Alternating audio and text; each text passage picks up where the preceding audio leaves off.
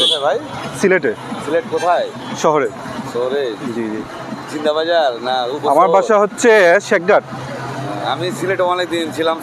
সালমান শাহ হচ্ছে আমার বন্ধু, তখন আমি সিলেটে থাকতাম। সালমান শাহ আপনার বন্ধু? হ্যাঁ। ওরে আমি লাভ লেটার ছবিতে চান্স পেয়েছিলাম। আচ্ছা আচ্ছা। আলাউদ্দিন স্পোর্টস ছিল না, আলাউদ্দিন স্পোর্টস, ওখানে যেতাম এবং ফলের ব্যবসা করতাম আমি। আচ্ছা আচ্ছা। কি বলছেন যে আপনি সালমান শাহর বন্ধু? হ্যাঁ বন্ধু, ওনার মামা যেটা বক্তিয়ার চেয়ারম্যান, ওনার সঙ্গে ব্যবসা করতাম আমার বাবা, আমি ওখানে থাকতাম। কত বছর ছিল? আমি 92-93 এবং লাভ লেটার ছবিতে চান্স হয়েছিল আমার 93-তে। আচ্ছা আচ্ছা। মানে আমি অনেক দিন ওখানে থাকছি আর কি।